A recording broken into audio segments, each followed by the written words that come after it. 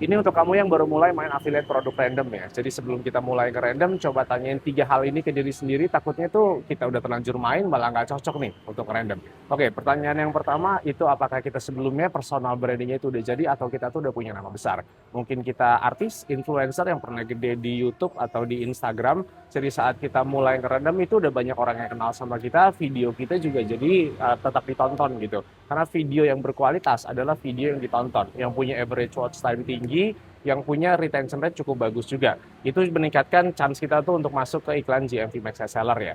Oke, yang kedua apakah kita semulti talenta itu? Jadi kita bisa bahas banyak hal, kita bisa bahas banyak produk yang kita tuh punya topik untuk ngebahas si produk-produk itu. Kalau kita yakin kita punya banyak soft skill, ya lanjut aja, bisa ngerandom. Berarti topiknya juga ada banyak kan, taruh aja Mbak. Pertanyaan yang ketiga, kalau sebelumnya kita ngerasa nggak punya nama besar, personal brandingnya belum jadi, kita juga nggak ngerasa multi talenta, nah minimal tuh kita udah jago belum public speaking ya, speaking skill kita udah oke belum. Jadi walaupun produk yang kita jual itu banyak, kita nggak tahu banyak hal, tapi paling nggak tuh enak dilihat atau enak didengar. Ingat ya, bukan baru ngelatih kita mulai belajar public speaking, tapi emang dari awal kita mungkin udah ekstrovert duluan. Kita udah ngerasa punya speaking skill yang bagus, jadi produk apapun yang dijual, kedengeran dan kelihatannya itu akan enak-enak aja. Jadi menurut gue nih ya, kalau kita ngerasa nggak punya salah satu dari ketiga hal itu, mendingan kita mulai dari apa yang kita hobi, apa yang kita ahli deh. Karena walaupun kita nggak jago ngomong di depan kamera, walaupun kita nggak punya nama besar, kita juga cuma menguasai satu topik, satu bidang, kita tuh akan banyak topik yang dibicarakan.